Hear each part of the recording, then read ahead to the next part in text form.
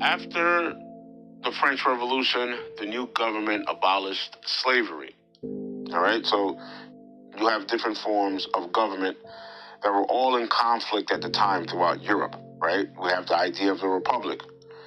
Then you have an emperor, right?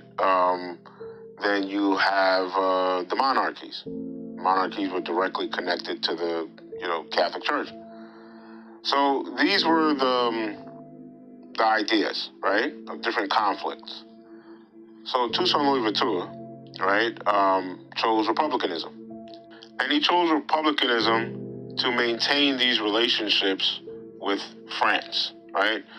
So at this time, they were technically still part of the French Empire, and Toussaint was a governor, right? So he was supposed to also look out for French interests. But Toussaint was more of a Haiti first kind of politician. So he would still do business with the U.S., right, as far as weapons trading, and he would still do business with the British or the Spanish. He really didn't care, right? He was a very good statesman, right? Organized the taxes throughout the different regions of the island. A year after he took control, sugar production was at 60%. The thing is, he had to maintain the slave system. These people weren't technically still slaves, because they did receive like a quarter or so of the harvest, right, that they could sell for themselves. So essentially like what a sharecropper would be. They had very few rights. So he had a lot of people turn against him.